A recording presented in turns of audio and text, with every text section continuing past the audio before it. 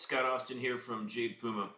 In this video, I'm going to walk you through the process we use at Jade Puma to leverage GitHub for versioning of themes, right? And there's multiple ways that you can set this up. So I'm going to show you how we do it, which works best for us, but you can do it a different way for your business, of course. Now, I just created a new development store, and so we're going to start from scratch on how this is all set up. So here in this development store, I've got my original version of the Flex theme, and then I have a version of the Flex theme that I've edited and customized. So I always like to have the original version in there so I can go back and reference it and things like that. Now, here in the Shopify admin, you'll notice there's an option under Add Theme to connect from GitHub. And we don't directly connect our themes from GitHub to the Shopify admin.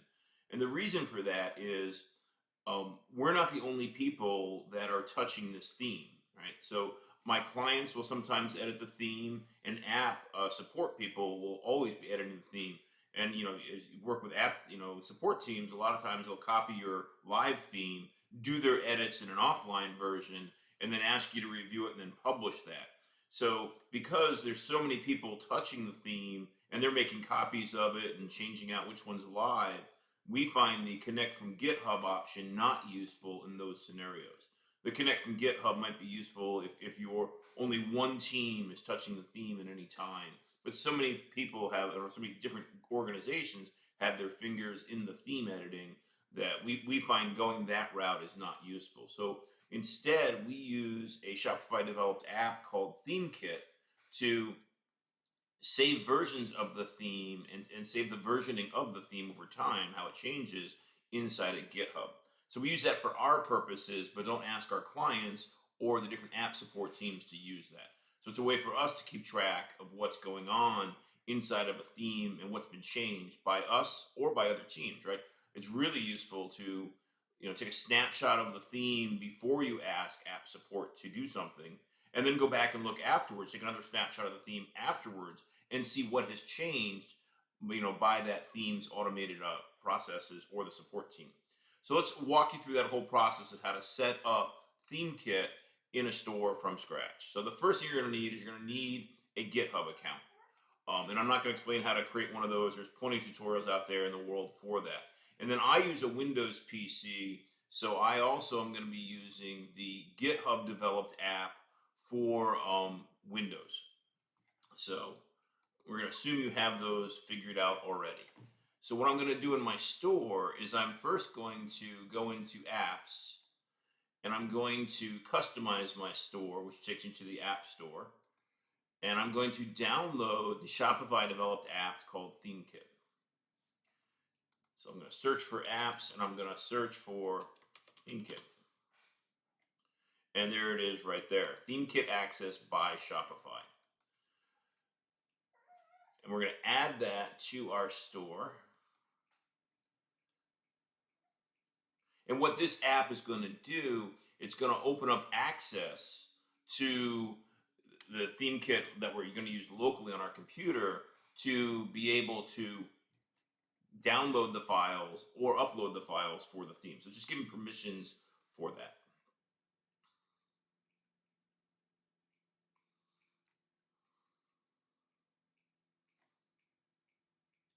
So now I've downloaded that app into this store. And now it's opened up the app inside the Shopify admin for the Themekit demo video developer store that I created for this purpose. So the next thing I'm going to do is create Themekit password. And you can have multiple passwords, so different people will have their own passwords to access the themes. So here, the developer name, I usually just put in the agency name, Jade Puma, and I actually usually send that to Shopify at jadepuma.com. But I could send it to my other email addresses, and this comes into my inbox right now the way I've got it set up. So I'm going to create that password. And now I'm going to wait and see, yep, my email just showed up over here. So here, I got this email into my inbox because Shopify at Jade Puma goes into my inbox, and it says get Themekit password. I'm going to click on that, And it's going to take me back into that Shopify store, the admin, and it's going to show me the password. And you only get to see this one time. So you got to make sure you copy it now before you close out the window. So then the next step I'm going to do is I'm going to go to GitHub, and I'm going to create a new GitHub repository for Themekit demo video. I usually name this the same thing that the Shopify store is named. And here, I named this Shopify store Themekit demo video. I like to make things brain dead simple, so the exact same name, so I don't get confused, because I get confused easily sometimes. And I make this a private one, and I usually, for this here, let's just go copy this. In the description, I just put the URL of the site. It's not necessary, but that's what I like to do. So I'm going to create that repository. So this is happening up on GitHub in the cloud. The repo is going to be created. And now what I'm going to do is I'm going to go to my GitHub desktop application. And there's a link to the download for this in the show notes. And I'm going to clone a repository. So I've already connected this GitHub desktop app to my GitHub account. So it can go up on the cloud and search in my different team repositories and personal repositories. So here I'm just going to put in Themekit demo video. There we go. And there it is. So I'm going to clone this, and it's going to automatically put it into the GitHub folder under my documents folder. So it's going to create a new instance for this repo on my local machine. So I hit clone, and there it goes. Now what I'm going to do is if I go into my file explorer, and I know that I'm moving in and out of lots of things. It is a little bit of a complex process the first time you do this, or the first few times you do it, but it becomes pretty intuitive, once you do it a couple dozen times. Which maybe isn't completely intuitive, but you'll get used to it. It doesn't seem as complex once you do it a few times. So here, there's a new folder now created, Themekit demo video. And this is syncing to my GitHub repository, and it's an empty folder right now. So what I'm going to do is I'm just going to go over to one of my other projects, and I'm just going to grab this folder, and I'm going to copy it, and then paste it into this Themekit demo video. So we're going to paste that. And I'm going to open that up, and I'm going to delete all the subfolders in it, which is the actual theme from the other store that this was, right? The important thing for me here is this config.yaml file. So if I'm going to open that up with Sublime, which is my text editor, let's see if we can find that. And you'll see here, these are the settings for Themekit. So you need to tell it what Shopify store you're looking at, what the password is, and what the theme ID is. Now, you remember that password is what I copied a minute ago. So I'm going to paste that. Oh, maybe it didn't copy. Let's see. If we go back to here, Themekit access, I'm going to copy that. It ends in 2A3. Going to go back here and paste that. Ends in 2A3, so we got the right version. Now, I also need to get the My Shopify address for this store. Anytime you're in the admin, it's the URL shown there. So I'm going to copy that, go into my Sublime folder and change this. And then I need the theme ID of the theme that I want to synchronize. So in Shopify, what I'm going to do is I'm going to go to my online store, and I'm going to not use the current live theme, which will make sense here in a minute. I'm going to use the original version of the Flex theme. What I always do is I put in the Flex theme or any theme that I'm using, I put it in, and then I make a copy of it to use. So I have that original source there, right? So I'm going to go here and I'm going to edit code. And what you'll see up here is this is your theme ID.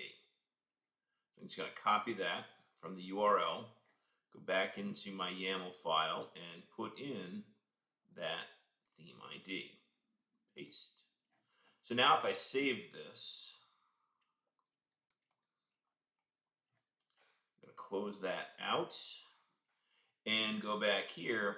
Now I also have this little command line And this just opens up the command line for me. So another prerequisite to using this is having the Themekit, which works in the command line only on Windows, having the Themekit app installed on your local computer. And that is different than the Themekit app that you add to Shopify. And I believe, let me just check here. Yeah, so here, this is the structure of the page I'm going to put this on. This video is going to replace this one here, and here's a link to Themekit app, and then GitHub for desktop. So this Themekit is the one you need to install on your local computer. It's up in GitHub also, and it has instructions on how to install it. Here you can see how to install Themekit, so they have instructions for you. So what I'm going to do now is I'm going to go back to my GitHub desktop, and you can see that it's registered in that folder that I created by syncing or cloning the repository down local. It sees that there's now these two new files are now in there. So what I like to do here is I just say Themekit setup, and I'm going to commit this to the main branch, and I'm going to publish that branch. So what this is doing now, it's taking the changes, registering them with GitHub, and pushing them up to the cloud. So I like to do one last check that that works properly by going back to my GitHub in the cloud for this repository, hitting refresh on that page, and there I can see that folder is there, and the two files that I created are there. So then I close out the GitHub tab because I'm now confident that it's working properly.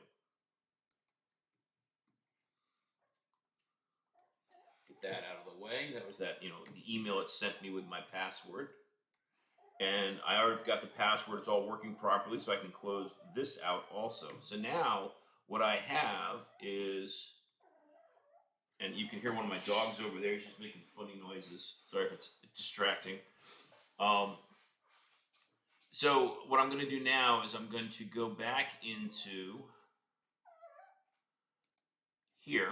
So this is my File Explorer, and I'm going to double click on the command line.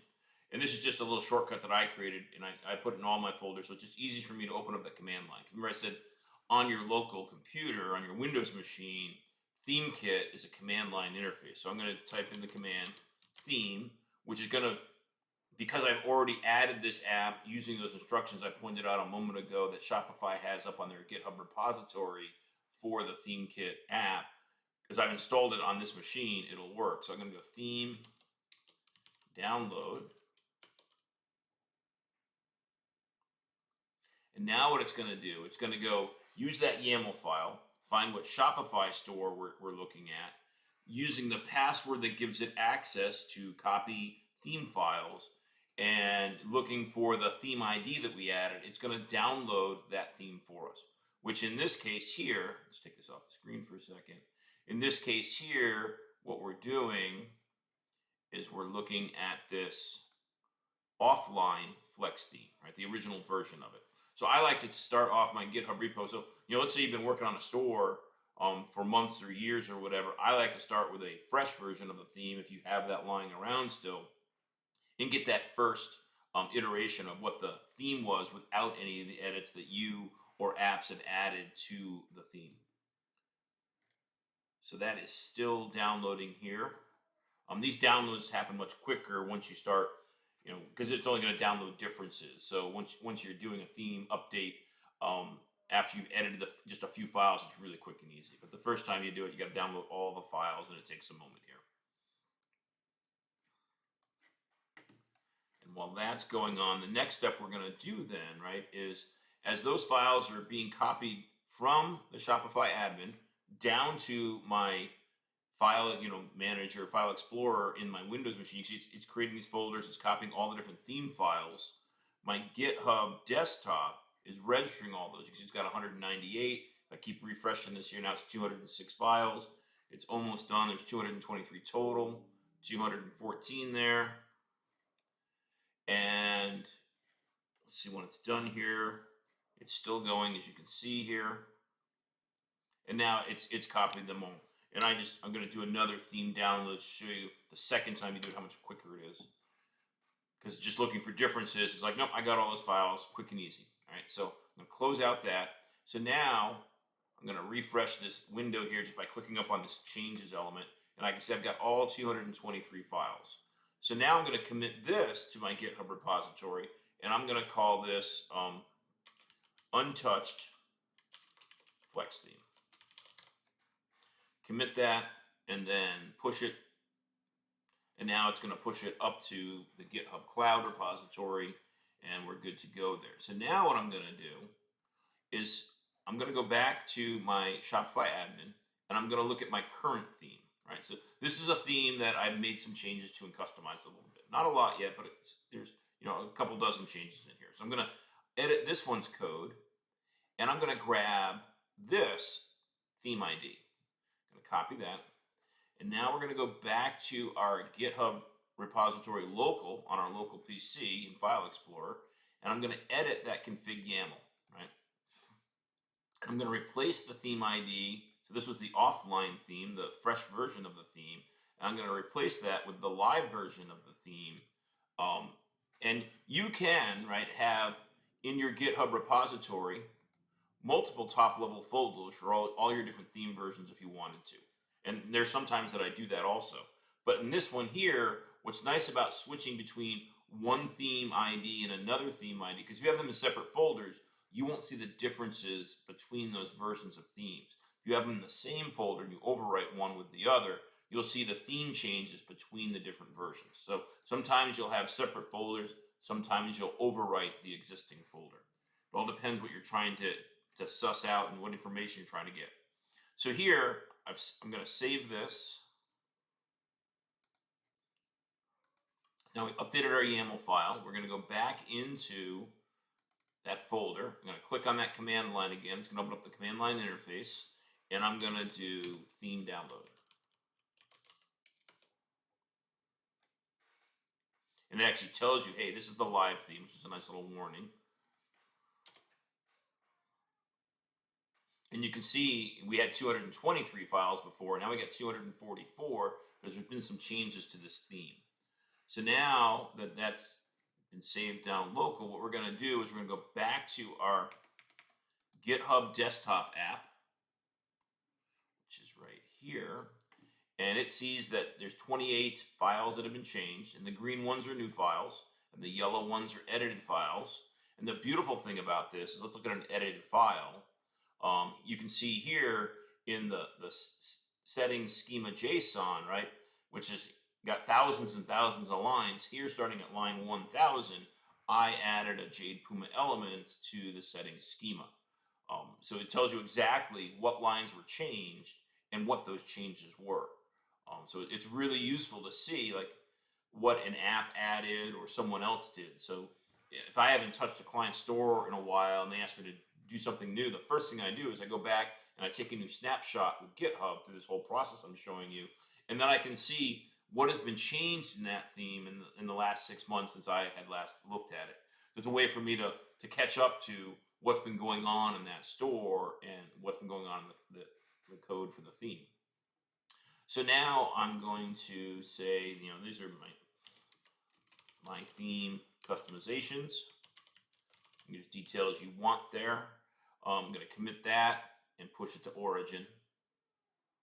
And now every time that you go and edit the theme, you'll want to run through that same process of copying a version of that down, right, by going here to the command line and saying theme download, and then going into your GitHub for desktop and pushing those changes up to the server so you have a complete history. So if we look at one of my other clients' stores here, let's say Youth and Earth Wholesale is a new store I'm building out right now. And you can see here, I started that project on January 10th, and I've been taking snapshots along the way. And as I do this, I can see all the different changes that I made or were made by apps and that kind of stuff. And it's a good way for me to troubleshoot things if there's an issue down the road. So that is the process for, and I know, like I said, this sounds complex, and it actually is complex to get this all set up and working. But it's one of those things, once I got this working for my agency, we do it for every single project, and it saved our skin multiple times, right? I actually had a client who had a disgruntled employee one time, And as they walked out the door and when they quit, they deleted all the themes from the Shopify store. So I had them stored in GitHub. It was easy for me to rebuild that store for them fairly quickly. It's also really helpful in troubleshooting issues when you can see, what changes were made where, so you can, figure things out. And it's really helpful for me as an agency where I might do a customization, like I just showed you here on the, let's open it up again. On the Apex one, right, I have this quick order form that I developed, for example. Maybe I want to use that quick order form in another store. Or I have also this, you must log in. Yeah, require login is in the same one. So I changed the login form to do certain things. So it's really helpful for me to say, oh, I like what I did in this one store. Let me go look at what code changes I made line by line so that I can easily replicate that in another store. So that's the whole process. Hopefully that makes sense for you. Hopefully it's helpful. Thanks for watching.